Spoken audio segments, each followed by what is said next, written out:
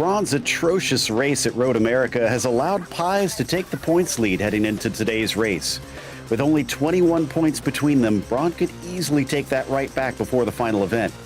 Considering Pies is still looking for that elusive first win in Series 9, can he deny the other Chris the victory? We'll find out soon as we get ready to watch the PCA Sim Racing Series 9 Pro Class live here on Podium Esports. Hi, I'm Joe Peak, and with me in the booth tonight is Michael Johnson. Cameron Aubernon is on social media, and Brian Bauer is producing while using cameras provided by Dougie Beard. So we arrive for Event 6 at the Red Bull Ring. This is the penultimate event in Series 9, and it takes on a swooping ride through the Austrian countryside. But this place is known for its heavy braking zones, offering up great chances to overtake. So watch for action in the corners. But before we get to the racing, we're proud to announce that Pirelli is back as the PCA Sim Racing title sponsor for Series 9. Pirelli was founded in Milan in 1872 and today stands as a global brand known for its cutting-edge technology, high-end production, excellence, and passion for innovation that draws heavily on its Italian roots. Pirelli is among the world's major producers of tires and is an OEM supplier to Porsche. Find out more about Pirelli at Pirelli.com. Series 9 is also sponsored by Six Sigma Sim Racing, which was founded in 2021 by automotive engineers as a new sim racing equipment provider. After 1 year, Six Sigma now has divisions in the USA, Japan, Australia, and Europe, providing the best valued sim racing cockpits and peripherals. Six Sigma offers 10% off to any PCA member from the website, and the coupon code is PCA Sim. For more information about Six Sigma Sim Racing, please visit their website at sixsigmasimracing.com. That's the number 6, sigmasimracing.com. Well, we saw a good taste of what the Red Bull Ring has in store when we were here last night, Michael. Why don't you talk us a little through here as we ride with Chris? Yeah, as we go on board here with Chris Pies, he's up to P5. He was struggling a little bit earlier, but this course has some amazing opportunities for showing alternative lines, I guess we can call it, like coming down right here. This is going into Schlossgold. You've got about 2 entries, maybe 3 exits, and it depends on what you're trying to do. One of those combinations is fast, one is great for defense, one is great for attacking, and one is saving because you went a little bit too wide on exit. So another thing about this track is notice how wide Chris was going there. You can carry a lot of space that would be considered off track. Technically it's beyond the white line, but the track limits here are a little bit ethereal, I guess is a good word for it. Watch as Chris comes through here, goes way outside. As long as he's still touching that green and white there, same here, he is considered to still be on track. So finding those limits and playing with those is a huge challenge because it tends to bring up a little bit of an overzealous attempt every once in a while, and you'll get an incident point, and those incident points count up very quickly after only 9 turns per lap. You'd be amazed at how many incident points you can get on just a single lap. Well, it was a major factor in the fight for the podium last night. So, yeah, I am kind of watching for it early. Liam Routsitis is not watching in front of him very well. Ran into the back of somebody. I think that was Rich Minkler, potentially. But we've also got the championship to worry about here. And right now, as I mentioned, Chris Pies is leading that ahead of Braun by only 21 points. But Trey Drawhorn has been very quick in this qualifying session, and he's not that far behind as well. He and Chris are currently on the same row, but not so for Braun, who still is way down the order. We'll see if he can get it in the last minute. From there, guys like Peterson and Nicky Chan at times can be a real threat. Rafael Amorim, who's missed a few rounds, is usually pretty fast, but unfortunately he's not here today, so he won't be able to try and challenge them even in the championship since he's now missed 2 rounds with this one. But it's all staying quite tight out there into the dying stages of this pro championship. Before we get to the race, just a reminder as well that the PCA Sim Racing social media offers in-race reports, breaking news, and announcements through Facebook, Twitter, Instagram, and YouTube. To subscribe, key in the platform name and add /PCA Sim Racing. Checkered flag just came out, and well, let's see who is on a flyer. I do see our provisional pole sitter, Leif Peterson, is still out on track. In fact, he's going to be among our first across the line as we watch Dave Craig down in 18th. Peterson set his fastest lap last time, but it's not going to be any quicker this time, unfortunately. So he's got about a 10.5 over Derek Cyphers, which you mentioned only 9 corners around here, Michael. A 10.5 is actually a pretty big margin at the top compared to what we were watching earlier. It is surprisingly a large gap. It seems like, oh, it wouldn't be so bad. But the way these cars come off a corner, it is very difficult to make up any time. There's a wing wash effect that comes off the back of these things. So if you're following someone through a corner and you think, oh, I'm just going to stick right in their draft and catch them down this long straightaway, you've got another thing coming. It's probably not going to happen. It is very difficult. The car in front of you needs to make a mistake for you to be able to get around them in many, if not most cases. See Justin Sang coming to the line here, and he is currently last on the field. Looks like he goes faster, and he is no longer last. In fact, he jumped halfway up to 14th. So that was a critical one for the 188 to get that one down. But I think that is everyone who is able to set a time from here. So qualifying is officially over, and nobody can improve. And Lee Peterson takes the pole position, which includes a whole chunk of points towards that championship. Derek Cyphers will start from second, and Mark Nistor has managed to put himself in third. James Huth will be P4 as Trey Drawhorn eventually falls all the way back down to fifth. He was briefly at the top spot. Chris Pies, good enough for sixth today, but the important thing for him is he's well ahead of his rival. Patty Patterson will start seventh as Nikki Chan is eighth. Orgun Garalp will start ninth, and Gabriel Albano 10th. There is the rest of the field. Our former championship leader, Braun, is actually down in 15th. Considering he qualified in 8th last round, not sure if it's a lack of practice, Michael, or what's gotten into him, but Braun just hasn't really been showing his A game in qualifying. Well, I feel his pain, quite honestly. Qualifying it's always been my red herring. I have a very difficult time in qualifying trying to put together that perfect lap. I am much more of the racer. When it comes race time, it doesn't matter if I'm starting in 6th position. I'm going to be in podium by the time we get to turn 1 and ready to fight. Now, from where Chris is now back there in 14th, that's going to take more than a run to turn 1. But if anybody can do it, I think Chris is one of the people who's absolutely capable to turn a very good race pace. See if he can do so today, since he wasn't able to back at Road America. Started 8th, finished 18th, unfortunately. So didn't quite go as well for him.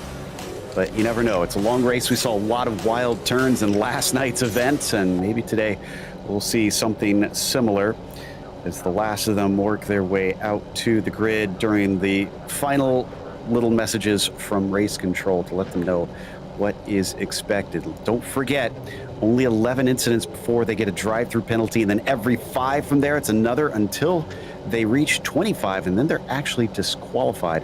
And we will expect a pit stop, an actual scheduled pit stop during this race because of the limited fuel in these cars. So it might be 60 minutes, but they will need to come in.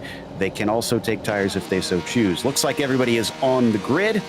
The engines now start to rev as the lights come up. And the green flag is out. Oh, it's a horrible start for Peterson. Goes nowhere off the line. Cyphers is going to be able to get to his inside by the time they get up to the first corner, and he's fully ahead and into the lead as long as he's clean off of it. It looks like he is. It was clean through the first turn last night for all the cars, and it looks like the same deal tonight. Peterson, though, is making a comeback here. He got a much better launch out of turn 1 as we head up to, we'll call it turn 3. There is a little bit there, but this, if you recall from last night's conversation, that outside line can be faster. Looks like Leif Peterson's going to have to hold that a little bit tighter, though, next time he comes through there. A great opportunity there for Cyphers to take advantage at the start and then hold him back. Still no incidents up through Ramus, so they made it through just fine. Now plunging down into Schlossgold after that. This is also a place where first lap accidents can often erupt with it being downhill, but as we watch the field, midfield was showing no signs of any wreck, so everybody's minding themselves quite well here, hoping to try and get settled in. But Peterson, now that he's settled in, has not got the view that he wanted. Yeah, Peterson does not want to see the back of that car in front of him.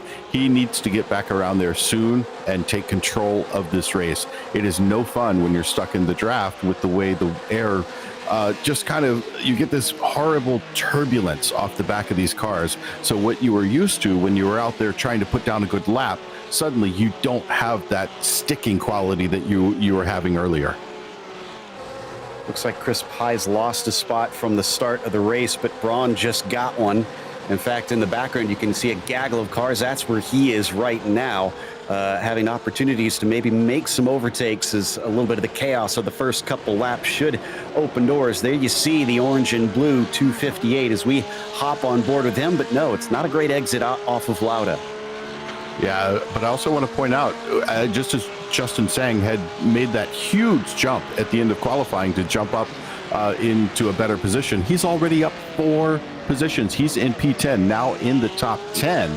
So something happened, something clicked for him. And let's see how he is able to play out the rest of this race. We've had our first actual incident, I think. Dave Schwartz got turned up the rim on the second lap, but everybody was able to find their way around him. Not sure who made the contact. I'm sure we'll get an indication soon from the stewards when we see a black flag for somebody, because they don't look kindly on car contacts that turn other cars from behind. Trey Drawhorn, though, who is up 1 from where he started, is already trying to challenge the 16 of Nistor. And Mark gets a good exit coming out of Vert for the time being to hold him at bay. Yeah, this is a challenging section. Do you want to pass here? Do you want to try to take it out of A1, the final corner, to get up ahead of them as you go into turn 1? Oh, it's a little bit of a drift show. It's going to get exciting as these guys come around. That is exactly where they want to place their cars on the exit of that corner. That was Jesse Lyon that you saw have to dive wide, and then Orgun Garalp is the one that's prone across the runoff. Thankfully, everybody saw that coming and was able to miss him. Also, I saw Christopher Stiles in the midst of all that craziness duck into pit lane, and he seems to have some sort of black flag. So I'm not sure if he jumped the start or failed to serve a slowdown penalty, because that was not given by the live stewards. That was from the sim as we come over to Huth in 5th. Yeah, Huth here doing all right, holding on to this 5th position. He briefly held that pole position, but then the lap times just started tumbling, and he was a little bit out of sequence to hold on to that. But we've seen Huth race before. We know he is in a comfortable spot.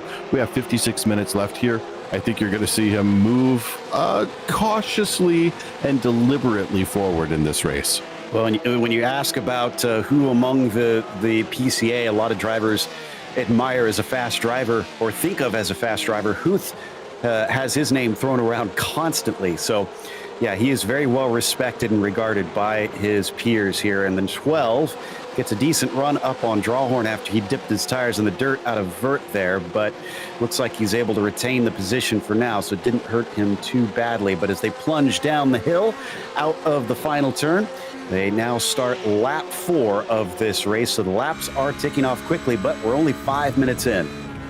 Yeah, back on board here with Leif Peterson. It seems to be comfortable in the position. I have been watching him out of the corner of my eye to see if he's trying to make any type of movement. I think he's doing the smart move here, holding back and waiting for the right opportunity to make something happen. I think we're going to see him start moving, unless some mistakes are made, closer to the time of the pit stops. Bit of a move coming up into Ramus here as the two go side by side. That's Garrett Taylor on the inside, Jesse Lyon on the outside. Jesse at his first PCA Pro race, and he's going to lose out this time. He's now down to 14th. Garrett moves up into P13. We hop on board with Jesse, hailing from the Yosemite region. And you can see just how downhill, how steep it is there into Schlossgold. If you've ever done a course walk here, make sure you bring a hiking stick, because these hills are a little bit steeper than they appear when you're driving in the car and getting mirror to mirror with your opponents. But it's quite a bit of an elevation change here, and it's a very steep section of elevation change. So I think it catches a lot of people off guard. Taylor's going to need some lederhosen here in a moment, because Jesse Lyon has really been attacking him and unfortunately not going to get the spot this time, as around the outside of Rent doesn't quite work out. Meanwhile, on the front stretch, very wide from Garrett Taylor. There as we jump back to Chris Pye, still down one from where he started, but critically for him, still well ahead of Braun, who's still down in 12th. That is the car of Patterson directly in front with the purple and black. He's gaining quite well. Does Chris try and go for the move? He thinks about it. He ducks to the inside down into Ramus, but he's not able to get the overlap. From that distance, I think it's a little more of a mind game. I don't think he actually intended to make a pass, but he wants to get those lights in that right side mirror. So it's a little, hey, I'm here and I'm coming for you. So just get in his head a little bit and make sure he makes those mistakes. Meanwhile, coming back P12, here's Chris Braun. Braun, he started off in 14th, I believe it was, and he's trying to work his way back up, going slowly through the field. Let's see how this race unfolds. We still have a huge chunk of time left. Well, he's made up 3 positions in the first 7 minutes, which not bad, honestly. I mean, he'll make up 9 of them in 21 minutes if he can keep that rate up, but it's going to get exponentially harder, no doubt, as we watch from Liam Routzidis in the meantime, who sits in 16th just behind them, and he is all over the rear bumper of Campbell as he tries to threaten him enough to make a mistake, but it looks like he's nice and solid down into Rent. Routzidis, one of our drivers using the Six Sigma sim racing rig, say that 3 times fast, as he comes onto the front stretch, and a whole slew of cars. We saw a lot of trains yesterday start to form as well, Michael. Yeah, this course can bring trains when you know you have time. If you want to work together in your group to get your little peloton up to the next peloton, or to open up from the one behind you. If you start fighting, if you start getting into little mini battles through or within your group, you're only going to hurt yourselves. And the goal is to be closer to the front, not let them get farther away. As you can see from the track map, though, they're still so early. They're not anywhere near of lapping the other cars. And in fact, at some of the longer courses, we saw that they really lapped very few cars in this pro class, just because everything is so tight on competition. As there's a good exit from Jesse Lyon on Garrett Taylor at the front of this group. They got to be careful. If one of them makes a major mistake and goes off track, there's going to be a lot of cars that pass back with the over-under, almost making contact, and Lyon has to get out of the throttle. Yeah, that's an example right there with Lyon of using one of the alternate exits out of Schlossgold. Schlossgold is one of those places you do have options at this track, and he exercised one of those options really well. I think he just needed about another 10th before he jumped in there. So watch for him to actually make that one stick coming up soon. Speaking of making it stick, that was Routzidis right there going around the outside of Rent to make the pass on Campbell. I just said that's not often that works, but he was bound and determined, and so is Campbell, who tries to poke his nose up into Lauda and then decides against it. We were watching that from Siddall, who is now off and to the side. Unfortunately, he catches it before he hits the wall, but then he brings it back and clatters it a little bit, unfortunately. Yeah, it's an easy thing to have happen there. A couple of things going on. You've got the track flattening out.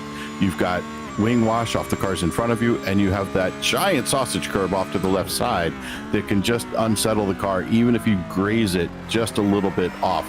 Now here we are back into Schlossgold. This is a tough little corner. It can bring heartache and it can bring joy. It just depends on what's going on for you at that particular time. So I know I have lost races there, but I've won them there as well. It goes both ways, and that was actually Chris Pye is taking the spot over Patterson that we saw on screen.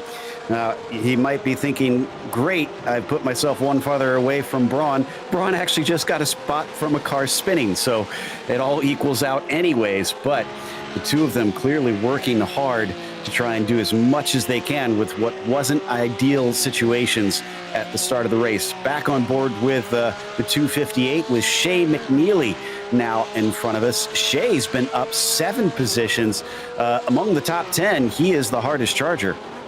Yeah, I was just going to point out with Justin Sang and Shea McNeely, 5 and 7 positions up. We've been talking about Chris Braun. He's only up 4 positions. And these two drivers have gotten past him largely on the start, that opening lap, but they are holding on to those positions and continue to move forward. Not close enough this time. Boy, there's another angle that really shows you the elevation change on this part of the circuit. Climbing up high. It's one of the distinct features of this track, but it's a good exit for the 312, so Braun is going to have to size him up again later and hopefully get a little bit closer to try and attack at some point. But we heard Michael mentioning that time is still on his side. There's plenty left to go as we come back to our leader. Now, we haven't covered this recently, Michael, but we can't forget that Peterson's still there. I haven't seen him drop all that far back, so the race for the lead still very much on.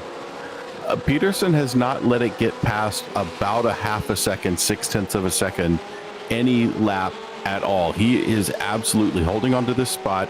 I think he's biding his time. He realizes he got a terrible start, but knows that there is an opportunity to make it up. If he can just get that perfect pit entry, nail the tire change in the fuel, and get out of there, it's easy. Well, easy. It's possible to make up that half second and get ahead of of your rival.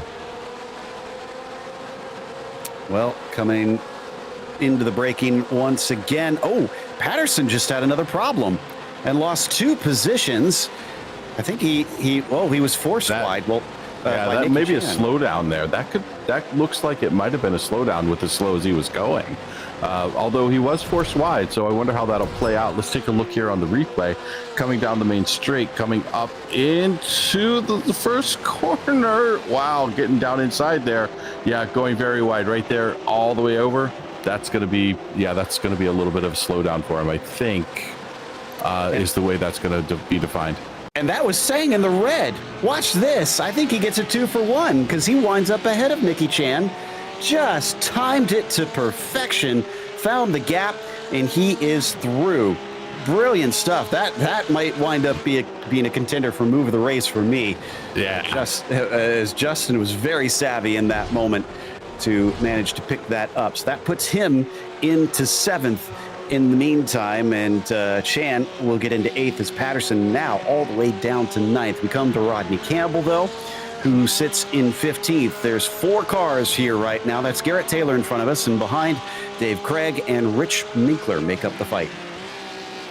Yeah, battles up and down. Still up front, it's very tight. Leif Peterson has closed it down to about 0.3. Mark Nister, not that far off of him, only about a second. Trey Drawhorn still holding on. But then we get back with James Huth and Chris Pies. Pies is still trying to close that up. He's still about 3.5 seconds off. Watch for him to close that up in the next 45 minutes.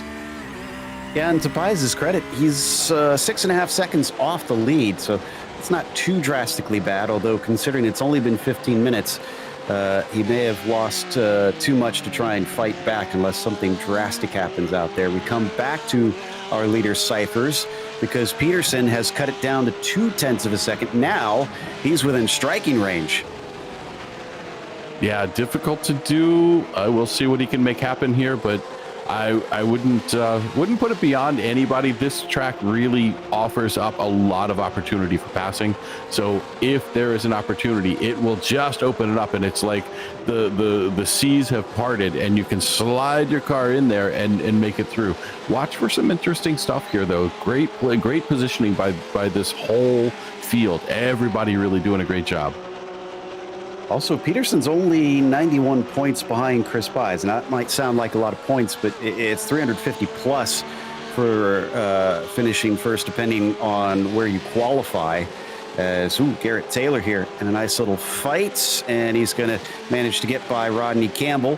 Dave Craig behind him, not able to capitalize on that, but they're still close enough. This could see some changes. But yeah, 90 points could absolutely be switched around in this race or by the next one. Because let's not forget, there's 2, including today, left to go. So 90 points is easily able to be conquered. easily conquered. Yeah, it's not. It's nice when you have these races where it's not like, oh, you only have 10 points for the win or whatever. It's fun math when you get up there. How many points do you get? Oh, I get 120 for this one. Oh, wow. Okay. So I love those mathematical situations. You get the big numbers rolling. Yeah, it keeps it more interesting, feeding it all the way down. That is for sure. As we continue to ride on board into the braking between Rootsitas and Lion. And Lion is not going to make the move this time. Liam retains that 12th spot as they plunge back down into Rauk once again. He is very close to that rear bumper at a place where he needs the downforce. And now you're starting to see it take effect as he drops a little bit back. Yeah, I think he's biding his time a little bit. I think he's actually trying to annoy him.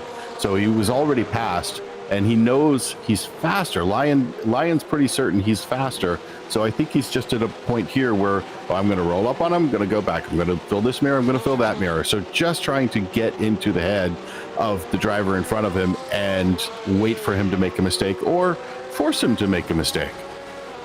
We'll see if he can. I think he's doing the right things right now to try and attempt that. Also, some housekeeping. We've lost 3 cars officially.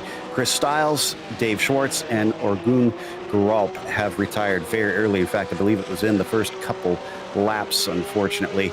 I know at least 2 of them had some damage. Minkler, in the meantime, has got his hands full. Well, not for very long. I think Craig gave that one up as he gave a little lift down the straight. Yeah, sometimes it's the right thing to do. If you find you're just overdriving the car a little bit, and that's not going to help Rich Winkler out at all. I wonder if that was a little bit of kinetic encouragement that happened there. Not sure. I wasn't quite looking close when he spun. I'm giving it a second look, and no, he didn't have anybody touch him, so that was all on him. I will say, though, I think maybe he might have touched the curb on that exit, and that was something we talked about a lot yesterday, Michael, about how these cars don't really like how tall those things are. Yeah, since this is a fixed setup series, they have to use the setup. They can't tune that out. I know when I was racing this car at this track, I was able to tune it out so I could roll up on top of it and get a really good launch down the straightaway. But if you can't use it, well, you got to be careful about getting over there on it, just like that, just like we watched there. So this is on board with James Huth. He has been absolutely chomping at the bit, trying to catch up to Trey Drawhorn here. Trey riding up on that curb, like I was just saying, able to handle it with the way he's got this, we got his sim setup going. Now, I got to give props to Trey, the number 12, because that was my number when I was racing 911s in IMSA. So props for number 12, Body Motion. Yay. That's Huth actually in the 12, but yeah, he's represented it well here and trying to be on the attack for Trey, but he's not going to be close enough down in the Schloss Gold this time. But he's given Trey a workout, making him have to really focus to hold on to this 4th position. Last time, it was the battle for 3rd that really saw most of the action. This time, it seems like it's kind of the battle for 1st, which we've touched on a bit, but it's just been hovering and teasing us with potential action. The top 3 are separated by just over a second right now, so that could see some change in the pit stops depending on how the drivers play their cards there. Keep an eye on this space because there could be action in store as we continue to watch Drawhorn and Huth cycle around for another lap, and we do have the pit window open at this stage. So if anybody fancies an early go at things, they could try and duck off. Yeah, looks like Drawhorn, though, seems to have the better exit as he comes out of turn 1. But watch under braking here. Huth seems to have a little bit better control of that middle pedal, getting the car woed down and able to close up the gap pretty tight. Look how close he's getting. That's not just an accordion effect. He is down to about 3/10. It was opened up to about 4.5, 5/10 as they were headed down the straight. Interesting. Well, James doing pretty good where he needs to because those brakes might be needed, but then he also wants to worry about those exits. Incredibly, compared to last night where we saw a lot of incident points racked up early, I don't think we've seen any drive-through penalties from those yet. In fact, I don't think we've had any penalties from the stewards as well, which is pleasantly surprising, but fantastic to see that everybody's been really playing nicely out there and making sure that we get good racing, because, man, there's been no shortage of action, but apparently nobody's done anything untoward enough that they've pulled that black flag out. But this is Cyphers yet again, and that is a good illustration right there of what I was talking about. 0.9 of a second now between Cyphers, Peterson, and Nistor. Yeah, this is starting to close up. It was 1.1 when we were talking about it just about a lap or so ago. This little trio here, they're holding on. I expect to see this trio really go at it after the pit stop, and we are in that pit window. Is somebody getting tired at this point, doesn't want to have the struggle of trying to keep someone right off their tail? This would be a good point to consider maybe an early stop. Let's see what happens with this little group. The other thing I wondered too is usually in these situations, especially with long straights in a couple spots here, that drivers could be trying to save fuel for the pit stop and undercut. But at the pace, the top of the pro class, can they even save fuel, or do you have to be pushing 10/10 to try and keep up with everybody?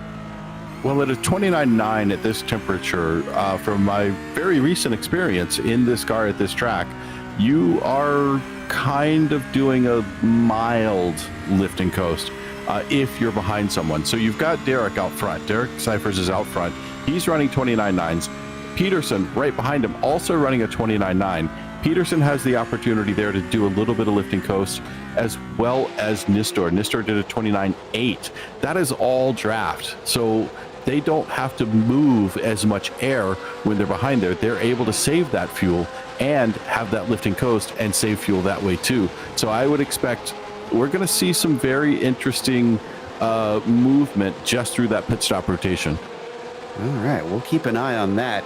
But not only has he been keeping up pace-wise here, Leif Peterson, from what we understand, has no incidents to his name, and we're getting close to the halfway mark. So he's sitting very well.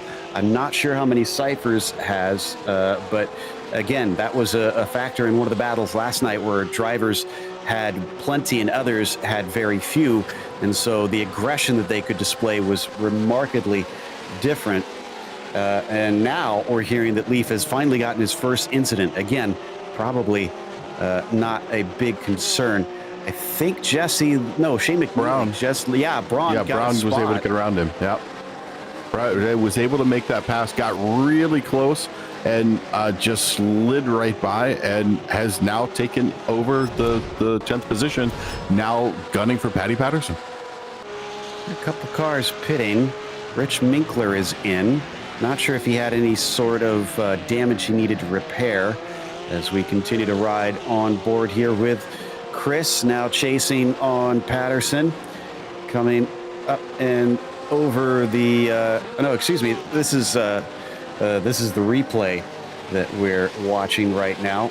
So this is where he made the move to get the spot. Apologies for that. Now live, he's coming through the final turn with Shane McNeely behind him and Patterson now hovering just in front. So he's up to 10th position. He needs to make up 4 more to pass Pies, but Pies is what looks like 8 seconds up the road. Quite a bit of gap to try and make up as hard as these guys are pushing.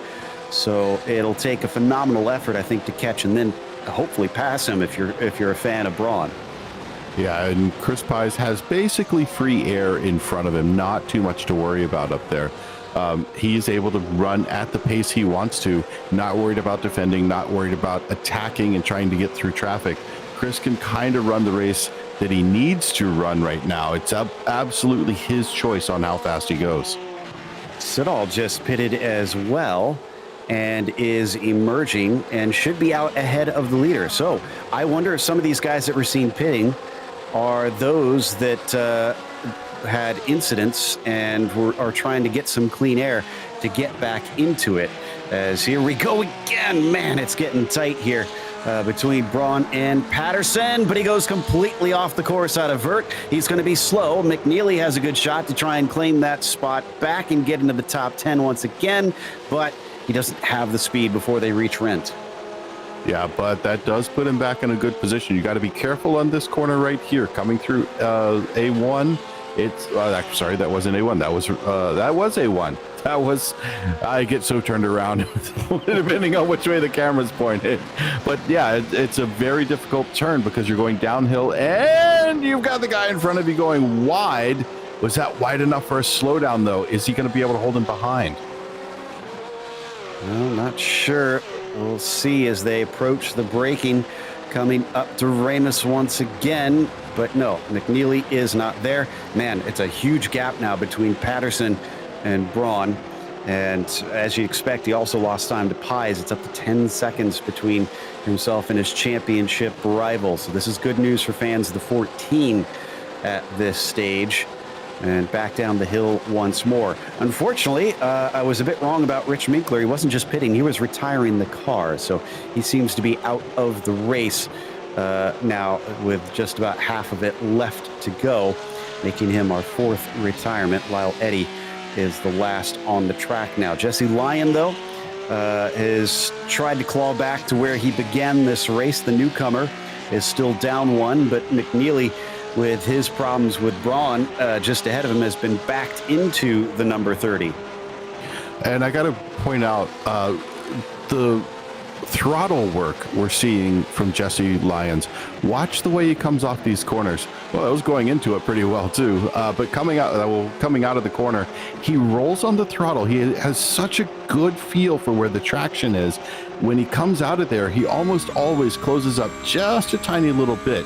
That is some serious talent. Yeah, I think that wasn't him carrying a lot of speed into it on Rent. It looked like McNeely had a mistake there. Oh, and he's got a slowdown, I think. Yep. No, he does not. You're just tired of having him run up on him like that, I guess. Didn't want the pressure and is going to allow Jesse through. So at least I didn't see any sort of slowdown penalty show up on my timing screen when I looked over, unless he served it extremely quickly. But whatever the case, he's now behind his rival. We've just about hit the halfway mark, so while we do have a bit of a lull, and I don't think we have much action, I want to mention one of our sponsors because, well, are you struggling to consistently go faster? Do you know how to find another 10th off of your lap time? Join our very own physicist, Nikki Chan, to learn all about driving technique, car setup, telemetry analysis, and more via YouTube videos on lasttenth.com.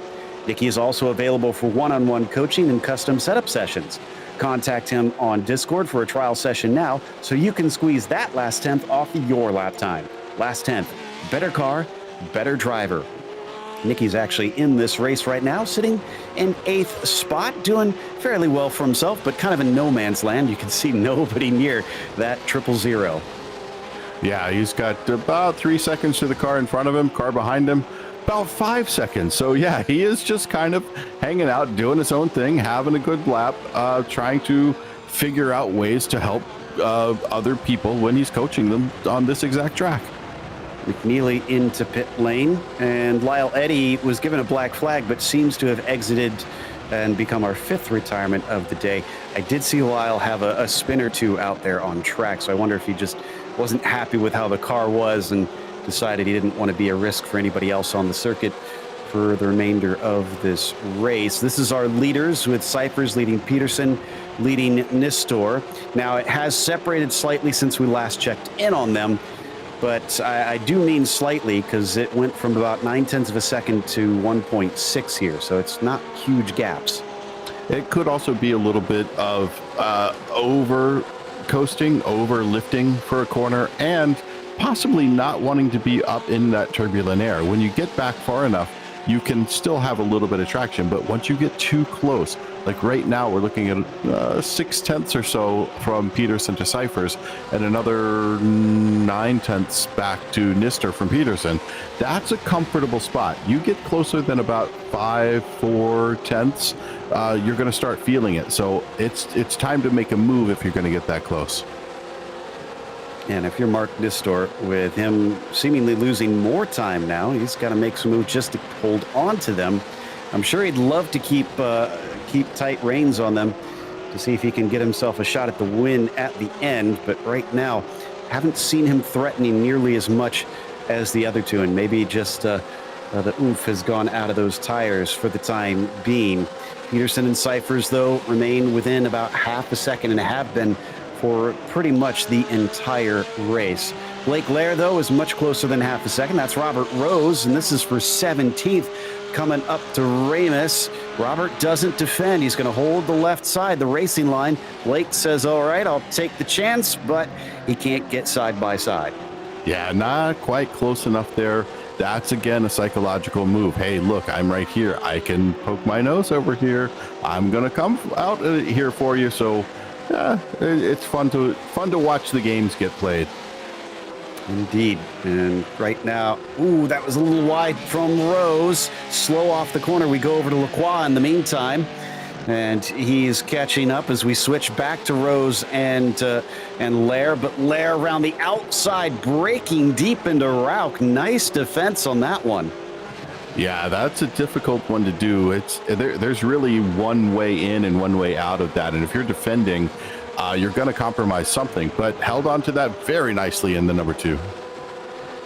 Absolutely, and that cost a lot of time for Robert Rose, so he's going to have to try and regain what he had given away there going deep into the shallow end of Rauch, but past that halfway mark, still only Shea McNeely and Matthew Siddall have pitted so far, which kind of lines up with what we tended to expect here in this series, which is that drivers usually pit very late with the fuel is almost empty. Mazzariello, haven't checked in on him at all in this whole race. He sits in 24th. This is a group of him, McNeely, Tack, and Velez. Yeah, I've been trying to watch this little group as well, too. It's a very tight running with these guys. If you watch this group right here, they're all running almost identical times. And I don't think they're biding their time. I think they're trying to figure out among themselves, among the group, how to get faster and get caught up to where like Reinsberg and Lacroix are. Oh, and there's a move down to the inside. Tack, I think, just got Mazzariello for that 23rd spot. So nicely done by the 7-1 to gain a position. McNeely, though, we have to remember, has already had his pit stop. So he is in a battle for position with these guys, but on strategy, in the end, he shouldn't be, as long as he doesn't spin off the course and wind up with them once they take their stops. We also sent out and is now running 27th.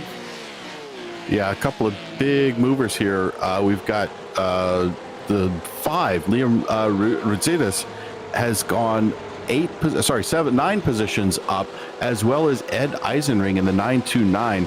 Both big movers in this race so far.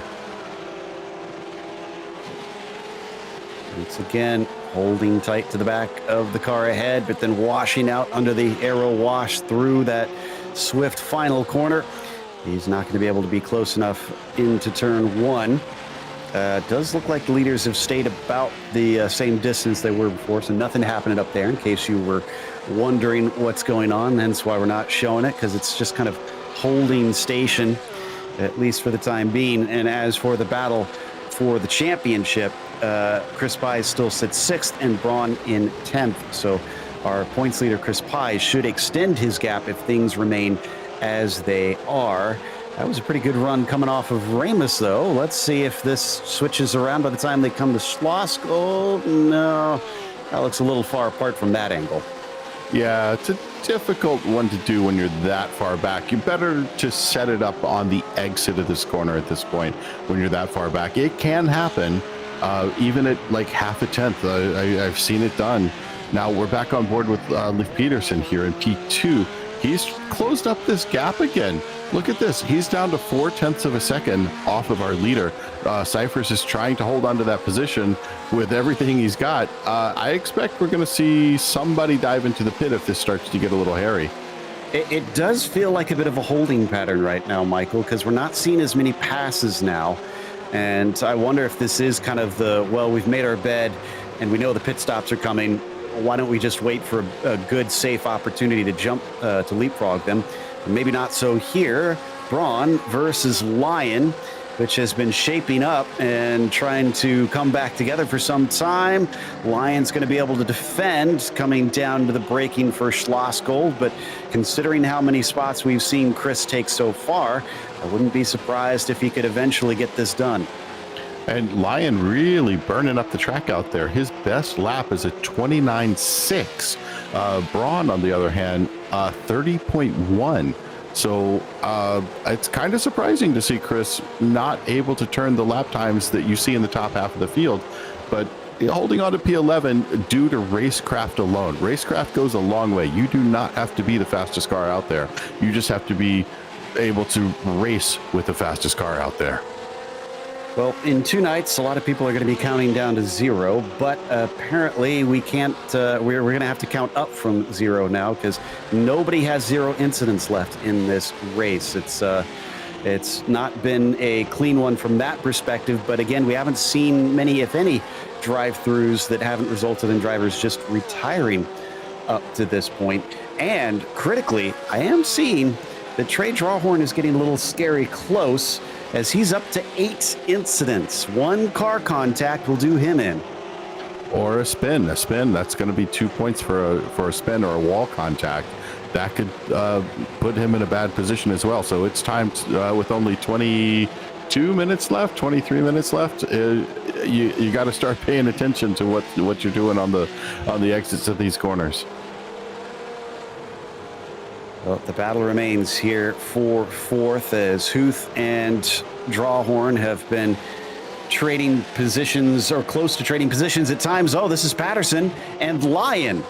And Lion has gone from defense to attack very quickly and managed to overtake on Patterson. Now can Braun use that to his advantage and go past the satellite driver? He's thinking about it. He wants to try and scare him off the road, but no, he's not going to take the risky move into Rindt. Yeah, it looks like Patterson was holding a little bit better on the brakes, but decides to make the dive into the pits. It's too much pressure.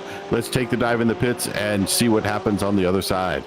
All right, so there's the first of our front runners. Oh, and Huth is in as well. Okay, so 2 of our drivers amongst the top 10 are pitting here with 21 minutes left to go, 22 really. And it looks like Huth is already back out. Patterson still taking his fuel. And Huth with a 14.7, that's pretty much an average stop, but he's going to come out amidst a couple other cars. That might hurt him if he gets held up having to fight them, depending on how quickly they pit in. Yeah, I think he's trying to roll the dice there and see what happens. It can work to your advantage, especially if you find you're in the spot where they're about to dive in, but you get a good draft off of them down the straightaways. So could work out, but right now not looking all that good because he is stuck right up under the wing of the car. So with all that happening, Braun is now in clear air once again. Unfortunately, it seems like he can't catch Jesse Lion because he ran away a little bit as we watch behind them with Blake Lair and James Huth. Huth, after his pit stop, emerged in 16th and lost that spot to Blake on the way up to Ramus. So the number 2 car obviously doesn't really have a bone to pick, probably with James Huth, but... Oh, Pies is in. Ah, good catch. Good catch. There he is on screen right now. The 14 hits his marks, and he should not be anywhere near Huth if things go well for him, but we'll see. Yeah, we'll see what happens. I saw Justin Sang pass him, and I thought, wow, I didn't see that coming. No, it was just Chris diving down into the pit lane. But Chris is on the move again, but we are taking a look here back at a little bit of a battle. These guys trying to hold on. This is Leif Peterson again, still holding on to P2. He's out of the Maverick region here in Texas. He is trying to hold on as best he can. I think he wants to put some pressure on our leader, Cyphers. It's time to make him overdrive that car a little bit and kind of get out of his way, I guess. Well, last night it was you that got proved wrong, Michael. This time it's me. I said Chris Pies won't come out anywhere near James Huth. He's right behind him. This is the battle for 14th between the pair of them now as we watch ahead of them with the 95 leading Peterson around the final corner, but not pitting in this time. This is Chris Pies. They're going to cycle back up through after the pit stops, and he is right on top of Huth. It was a lightning fast stop that was a second quicker than James's. Yeah, I think Chris is probably going to run it pretty close on fuel here, but Chris is an excellent driver. He is taking into account everything. He will start his lifting coast a little bit early in this stint just to make sure he gets there, but watch for him to really pressure him at the end. James has got a battle that he doesn't even realize yet. Justin Sang is also in now. Chris Braun also pits. Rutsidas, looks like they were seeing plenty of them pit in this time, so I'm guessing we're pretty close to the end of the pit window. Braun is the one that, if you're Chris Pies, you're worried about, but Pies has already passed, and Chris is a decent stop at 14.8. Yeah, Justin Sang had a very short stop. He was at 13.9, just 0.2 slower than Chris Pye. So I think they may be playing the same game, trying to get the last thimbleful of fuel as they cross the finish line. Yeah, that'll be something to watch out for. And our leader is in. It looks like he'll be followed by Peterson. Nistor stays out, though. He gets an extra lap compared to his rivals. Drawhorn pits, and then we wait for the rest of the field to approach the entry. But it's the battle of the pit crews between Cyphers and Peterson. Yeah, we'll see how that works out. But getting back up to Nistor. Nistor is trying to close up. He's got a back marker here in front of him. And there's our two drivers that were battling for the lead. Cyphers hit his stall first, so naturally he should be out first. And yes, 14.8. Peterson, 13.7. It's a shorter stop, but he doesn't look any closer to me. And looking at cone to cone, they're almost exactly the same. So interesting stuff. Wonder if it was just a better entry by Cyphers. Yeah, just how well do you crash the cone? That's what we call it. Terrible term, but crashing the cone on the entry. You've got to get there, hit the brakes, get down to your pit speed and not go under it. You want to nail that pit speed as you're hitting the button and just let the pit speed limiter take over. If you drop down too much, well, it can cost you, just like we saw. Peterson probably kicking himself then if that's what cost him here, because he's about a second and a half back. He really needs to make it up. But what does Mark Nistor do?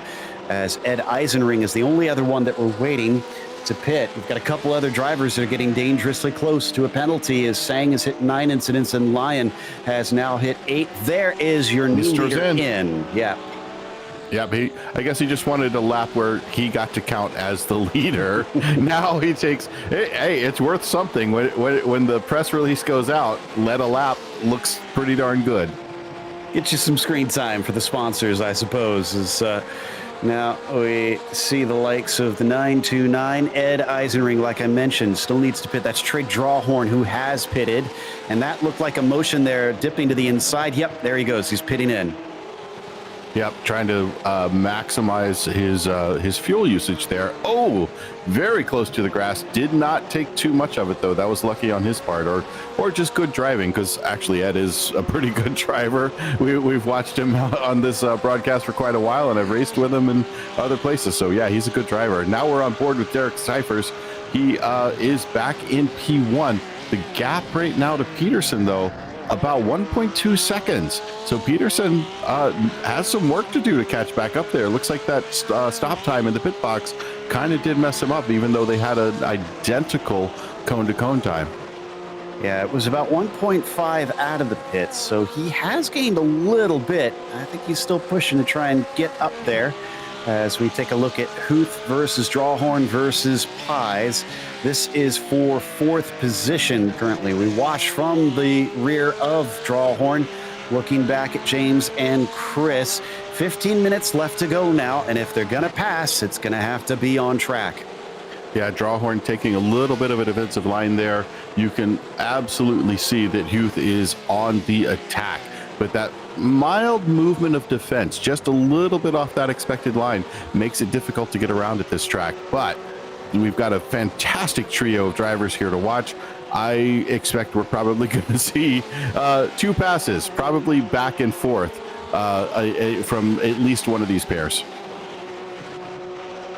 Speaking of back and forth, I was checking to see who our hard chargers were, and Rutsitas is up 9, and I believe, Ed Eisenring both up 9. So a tie for hard chargers there in the mid-pack of this field.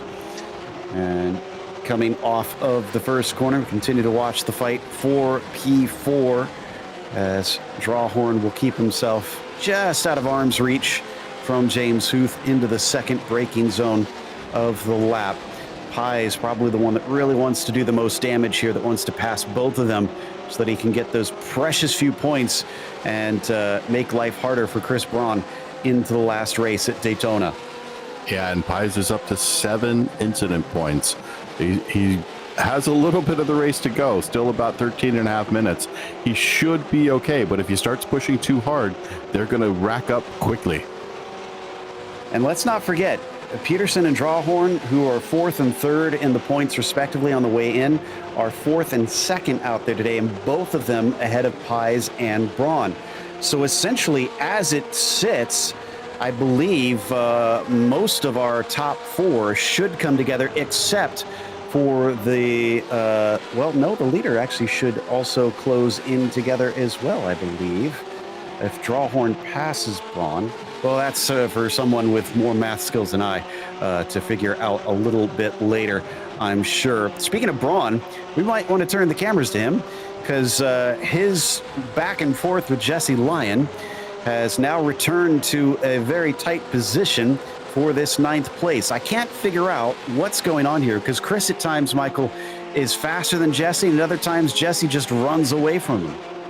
Yeah, I think Jesse may be getting the car a little bit too wiggly from time to time, which will overheat these tires if you do it just a little bit too far. But look at this, putting the nose in, got a little bit of an overlap, but nope, not under braking. It's very difficult to brake in those marbles over there on the right side going into turn 1. And Lyon's got to watch out. He's at 10 incidents. Both he, Sang, Lair, Campbell, McNeely, all are 1 away from getting a drive-through penalty. So Lyon's going to discover what our battle for 3rd did last night, that he cannot put a foot wrong from here. Yeah, it's pretty, you're sweating bullets at this point. If you know you've got 10 incident points and you've got a very fast driver right on your tail, any contact, every time you make just a little bit of a bump, you're concerned that it's going to come up as a 1X, but it's a big relief when it comes up as 0. So there are 0-point incidents. You do get a little bit of rubbing. It's okay, a little nose to tail, maybe mirror to mirror, but the moment that becomes 1, you're going to see a very upset Lion going through the pit lane for a penalty. Yeah, for our audience not understanding, essentially the 0X is a marker. You did make contact, but it doesn't count as an incident, because that's just fair racing sometimes. Rubbin's racing, as they say, and so it's just you're just both able to carry on. Meanwhile, carrying on with the battle for 4th, Drawhorn and Huth getting within 0.2 of a second, but James can't do anything about it this time. If he gets the exit, though, we could see something down in the Schlossgold. No, I don't think that was quite enough. Yeah, Huth trying to make something happen here. He is really pushing hard. I think he's trying to do what one of my team owners told me several years ago. He said, if you don't come back with a donut on the side of your car, that's when another car's wheel makes that nice donut shaped thing on the side of your car. He said, if you don't come back with a donut on the side of your car, you're not racing hard enough. I think we're going to see these guys get very close to making donuts on each other's cars. Okay, I'm trying to understand this list that I'm now seeing inside of James Huth. I didn't notice this before. It says brake bias next to 2, 3 is beat your brother, and then 4 is thanks DJ. I'm there, and fuel. Okay. Okay. Yeah, and fuel. Yeah, remember fuel. Fuel is important. But beat your brother? Okay. Yeah, I don't understand that one, because there's not another Huth in this race. So it could be a brother from another mother. True. As they come back up to Lauda once more, down to less than 10 minutes left to go. Will the reminders help Huth up into that 4th spot, or is Trey going to withstand the pressure? Which, man, huge credit to the 395. He's been in a lot of battles today, has Trey Drawhorn, and he's not looked too perturbed by any of it.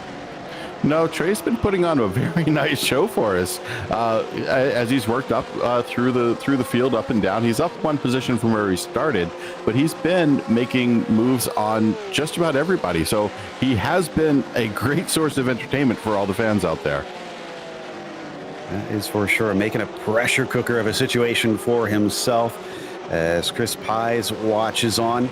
Does Chris maybe try and risk something here late in the game, or is he going to maybe just settle for this 6th spot, knowing that he's got a good position ahead of his rival and he'll still gain points? He doesn't need to try and gamble at all for just a couple more. And speaking of that rival, he still sits behind Jesse Lyon. I got to think if you're Chris Braun, you do have to get aggressive. Well, not anymore. We're hearing that Lyon has gone over the incident limit, and I can confirm he's got a black flag next to his name. This will mean that Braun is up to 9th. Ooh, that puts him in a much better position. And when it comes to the next race, where is it going to play out? There's a thought in track, in racing, that some tracks sing to you, some tracks talk to you. This track may not be talking to him quite as much as he'd like it to, but when your closest competitor gets a penalty like this and has to do a drive-through, well, that's a little aria, I guess. I mean, we are in the Austrian hills. Of course they're going to be singing. Oh, are the hills alive? The sound of music, yes. Thank you. I'm glad someone got that. I've actually never seen that movie, oddly enough. But just ask the German. So, Jesse Lyon fans, he returns in 17th position, sadly. So that is going to be a big ouch for him, but I'm sure he won't be giving up. And these late moments, as there you see him on track, he managed to come out ahead of the spinning Matthew Siddall, who unfortunately did lose some spots there as he came through turn 1. Back to the battle for 4th, though. Drawhorn ahead of James Huth, and Pies there just watching from the popcorn position. This time, Huth starts to get dangerously close and almost makes a move, but then backs out of it. Yeah, not the right spot to do it. He is just testing. He wants to see what's going to happen when he gets right up under that wing. Let's see if he can close this up. It looks like a bit too much of a gap. But if he gets the exit that I've been seeing him get, there is the definite possibility of a move by the time he gets down to Ramos. As they look to head up the hill once again, James, who is so close, has suddenly dropped off, and now Chris Pies finds he might be able to put the reverse on him, test his defense skills potentially, but under braking, still seeing that James Huth seems to gather the time back up. Car looks mighty there, as I do believe they can change the brake bias in the fixed setup on these cars. A double check on that to make sure I get the information right. But as they break down into Schlossgold, wonder if that's one of those reminders, just letting himself to know to get that little advantage throughout the race and help his speed. Yeah, typically in a fixed setup race, you are able to. I don't know if that's something they can control or not, but almost always in fixed setup races, you do have the ability to do that. Now let's go back on board here with Leif Peterson. This is starting to get interesting. We've got some lap traffic. They're trying to work their way through. Traffic can be really frustrating or something that makes your day. That has helped Leif close up a good bit. He's now only 0.6 off of Derek Cyphers. Yeah, that's Julian Velez. They haven't lapped many. Like I said, that's not really been an issue at the pro class pretty much all series. And these drivers just have too much pace compared to one another that they don't generally get caught. And back to the mid-pack, this looks like Eisenring once again. And he might have another one up his sleeve. He's up 11 positions. He now has the hard charger as he dips and dives. And Dave Craig is unable to defend as they come into Rent unless he can cut back underneath. No, he cannot. He has to check up, but so does Rodney Campbell. And that was a great move by Eisenring. good move, very aggressive place to pass, difficult place to pass, because your exit out there, you don't have a lot of stability if you don't hit it just right. And being off pace because you're making that pass, it can be a very challenging move. Excellent pass by Ed Eisenring. All right, things not going away. In fact, it seems like they're heating up here at the end as they are willing to make some more risky moves. And it looks like Pies has gotten by. We missed that. He managed to overtake Huth. This is potentially out of the first turn. Little off the apex there for James, an uncharacteristic mistake. He had to save it off of the curb, and that just cut into his speed. There goes Pies down the inside. That's what he's been waiting patiently for, and slam dunk move up into the braking. Yeah, patience pays off in racing. I know people think, oh, it's all about the adrenaline. If you've got adrenaline in a race, you are not going to be effective. You have to be patient. It is absolutely imperative, because the movements you're making in the car are so fine and so precise that you need that patience to make them happen. Now, speaking of patience, Huth is trying to test the patience of Chris Pies here. Let's see if he can close this up under braking. He's showing the nose as they head up into this corner. Wow, under braking. Look at how close he gets. Tries to put the power down. He might have the better of Chris Pies here. Watch for them as they go on to Schlossgold. I'm starting to think that Drawhorn goes to your school of racing, though, here, Michael, because we're getting word that he's up to 10 incidents now, but he's only got 3 minutes left. I wonder if he's been starting to abuse that some. Use them if you got them. It's it's the smoke them if you got them thing. Yeah, if you got 11 before a penalty, take 10 to the end of the race and use it as you need to. If the films get an R rating for having smoke anymore, is it the same for broadcast? Are we not allowed to mention smoking now? I think we just can't mention brands or something. I'm not sure. Yeah. Okay, I'm good with that. As Chris Pies is still on the attack here, and well, Trey Drawhorn may have used up his stuff. He still has to stay safe on these last few laps. That's some confidence in his abilities, if so, especially considering Chris has got to be thinking, I have a good shot at maybe getting fourth here if I can just pressure him into a mistake. Yeah, look at him setting up right here. He's been getting very good exits out of here. Look at him. Look how relaxed he is. Look at his face. He almost seems bored at this point going down the straight. He's setting up something. I'm telling you right now, he's got something that he's like, I know where I'm going to get around Trey. I just have to set it up the right way. And this lap car might be exactly what he needs. It tells you the skills of these guys, too, that usually lapped cars do offer good opportunities. We saw a big checkup for our leaders that brought them together, and yet it still didn't give Peterson a chance to pass. These guys know exactly where to place the cars, even when they are being lapped by the faster guys. And is this going to be another case of that? It certainly does. Yeah, nicely pulls out of the way right at the right moment.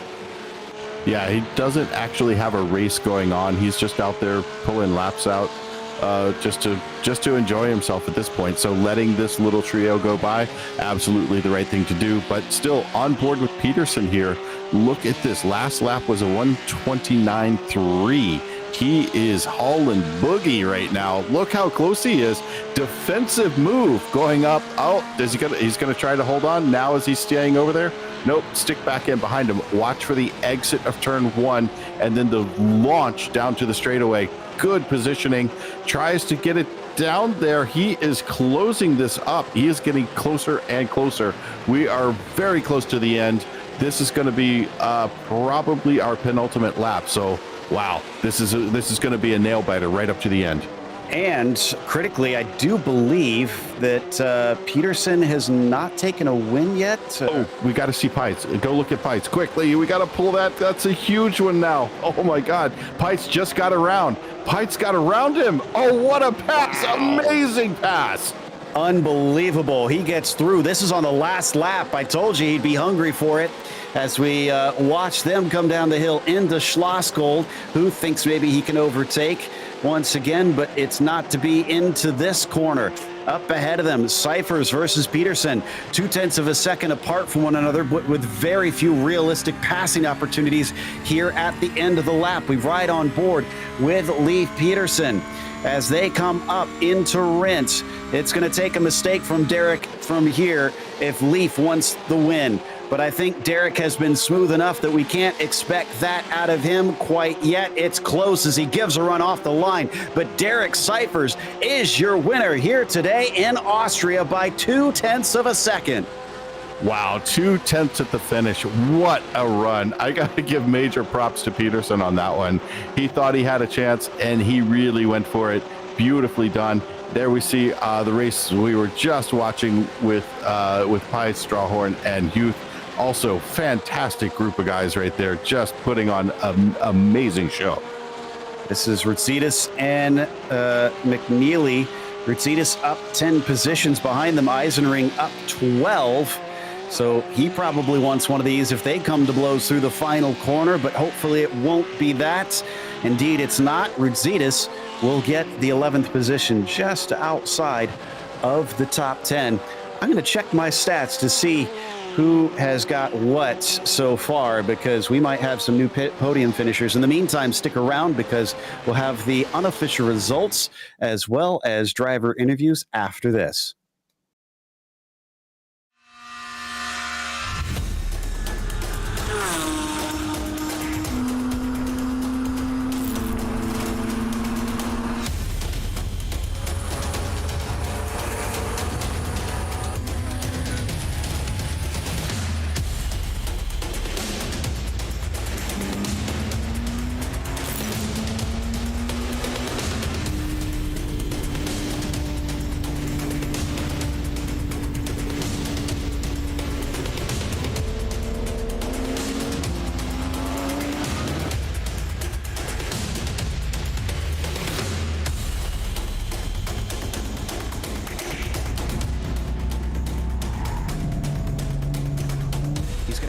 A little earlier if that's going to be the case. He's actually got a nose ahead as they come down into the braking zone. He's going to do it the hard way.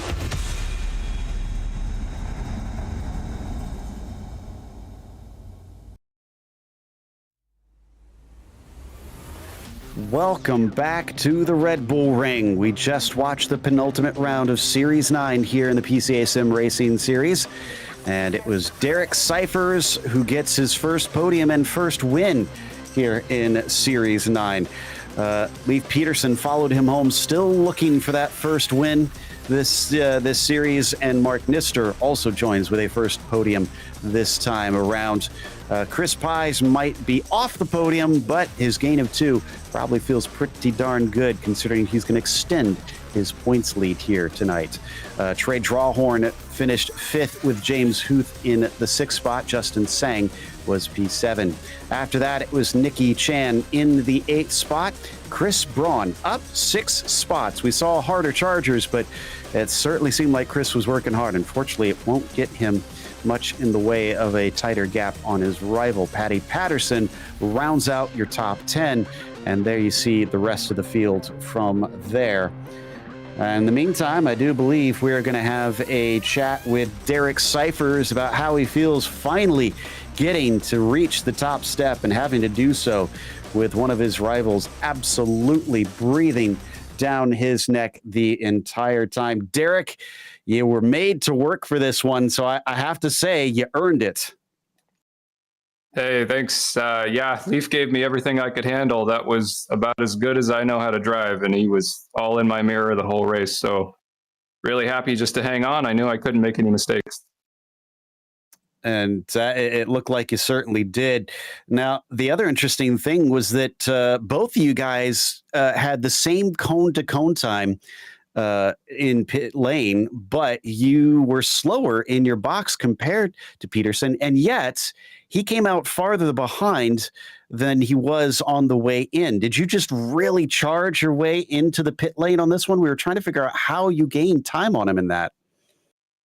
Yeah, I actually try to practice pit entry and pit exit. I'm not that great, sort of riding right on the edge of the speed limit there, but I try to make sure I can take the entry and the exit as fast as possible. I actually almost hit the guardrail on exit. That would have been embarrassing.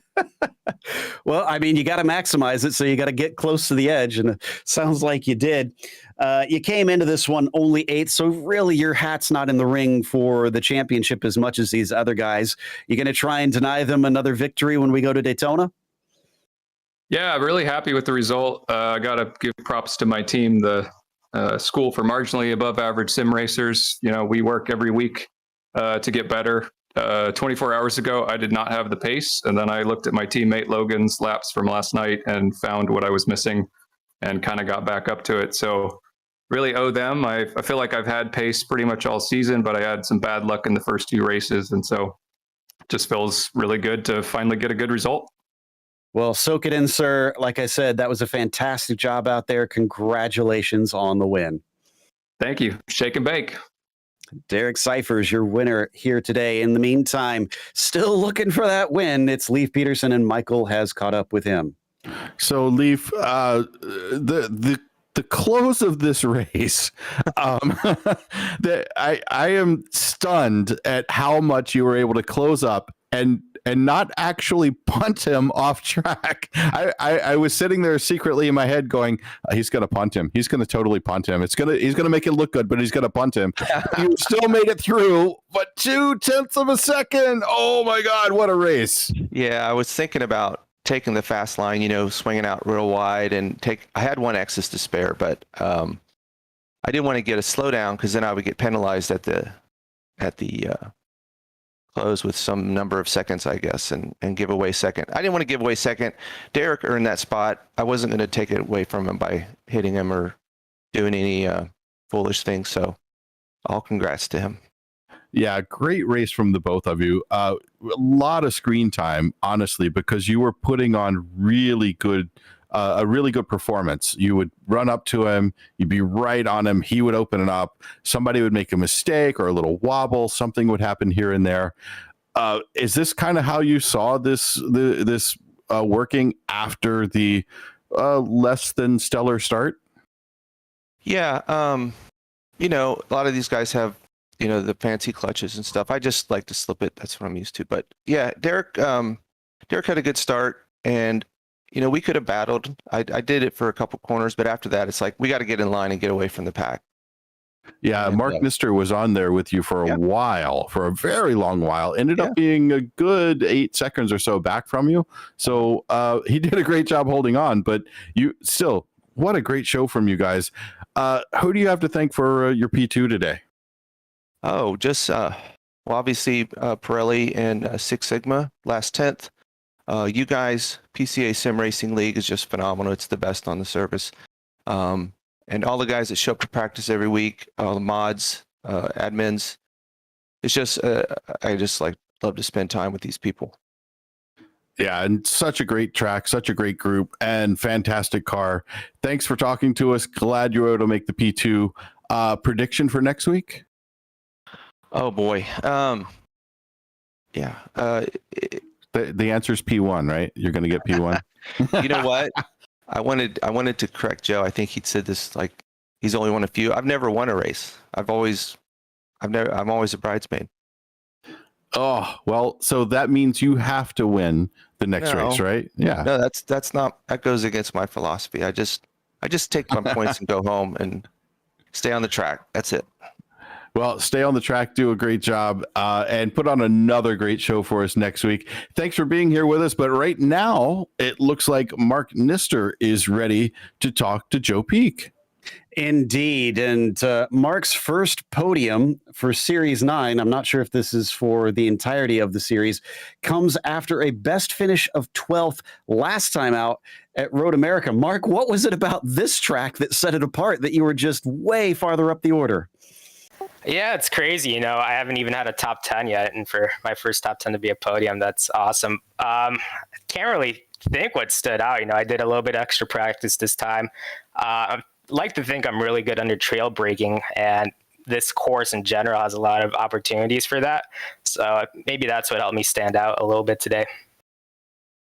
Well, it looked like for a while you could hold on to Leaf and Derek, and they even said that I believe Leaf said that he decided to stop battling so that they could outrun you. Were you barely hanging on in the first half of the race? Was it the slipstream or something that was keeping you with them? I think it was the slipstream along with just following the car in front of you. Once you lose them for about a second or two, you kind of have to figure out the lines to yourself a little bit more. I was really struggling after about turn 5 in that second sector to kind of push the car out wide, and I was losing a lot of time there. But I was glad I was able to hold on to P3 at least. Well, these achievements always come with good news, bad news. Good news is you broke through the glass ceiling. The bad news is now you've set a standard for yourself to live up to. Can you keep this up? I don't know about that. I guess we'll find out. I hope I can. Well, we'll watch out for you regardless. This is definitely a feel-good finish, and congratulations on managing to get to spray the champagne today. Thank you so much, Joe. That was Mark Nistor, your third place finisher in the number 16 machine, which of course will wrap things up. So make sure to join us on Wednesday, January 4th next week in the new year in 2023 at 9:25 p.m. Eastern for the sport class. We'd also like to thank PCA Sim Racing title sponsors for Series 9, Pirelli, and Six Sigma Sim Racing, as well as a huge thank you to lasttenth.com. Better car, better driver. A big thank you to the steering committee at PCA Sim Racing, and a huge thanks to our team tonight, Michael, Ryan, Cameron, and Dougie. None of this is possible without those behind the scenes at Podium Esports, Ryan Bauer, Gary Sexton, and John Theodore. Thank you so much for watching tonight's broadcast of PCA Sim Racing. I'm Joe Peak, and I'll see you on the track.